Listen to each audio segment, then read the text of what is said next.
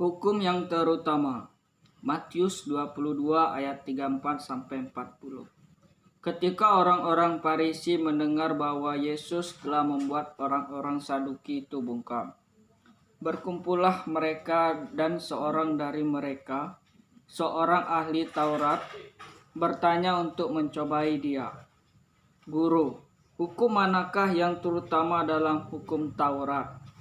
Jawab Yesus kepadanya, kasihanilah Tuhan Allahmu dengan segenap hatimu dan dengan segenap jiwamu dan dengan segenap akal budimu. Itulah hukum yang terutama dan yang pertama. Dan hukum yang kedua yang sama dengan itu ialah kasihanilah sesamamu manusia seperti dirimu sendiri. Pada kedua hukum inilah tergantung seluruh hukum Taurat dan kitab para nabi. Selamat pagi dan salam sejahtera bagi kita semua. Saya Laurentius Stephen Roy Malau dari kelas 12 IPS 1 akan melaksanakan ujian praktek religiositas dengan khotbah saya yang berjudul Hari Kasih Sayang. Sebelum saya memulai khotbah saya akan memulainya dengan bernyanyi yang berjudul Kasih Pasti Lemah Lembut.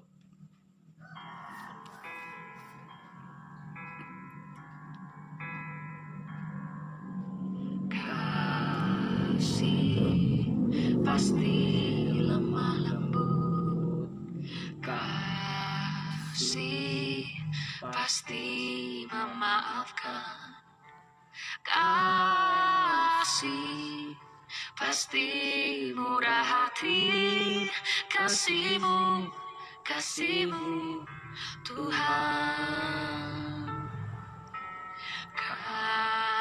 Kasih pasti lemah lembut, kasih pasti memaafkan, kasih pasti murah hati, kasihmu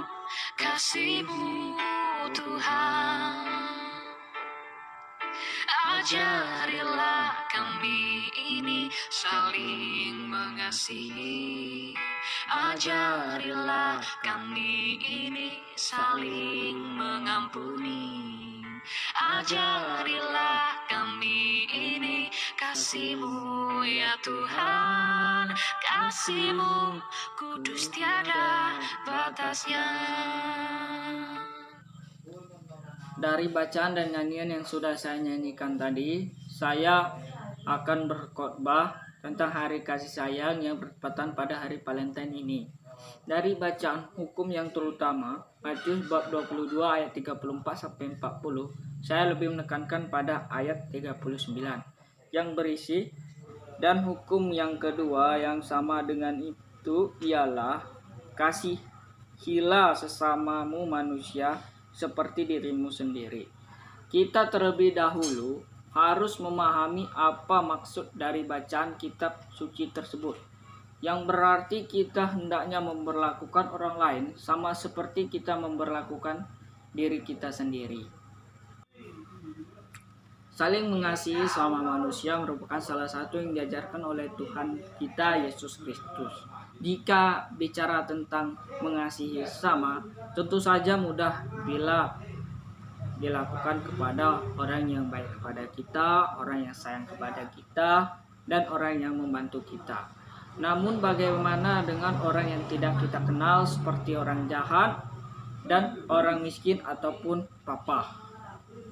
Pada ayat di atas tidak disebutkan bahwa kita harus mengasihi orang yang kenal kepada kita maupun orang yang sayang kepada kita. Namun kasihilah sesamamu manusia, apapun agamanya, apapun rasnya, apapun budayanya, dan baik ataupun buruk tingkah lakunya kepada kita. Mengapa kita perlu saling mengasihi? Karena Allah adalah kasih adanya. Karena Allah adalah kasih. Dan sepantasnya kita sebagai anak Tuhan pula memiliki kasih terhadap sesama. Seperti bagaimana Allah mengasihi kita semua, kita pula mengasihi Allah dan sesama manusia.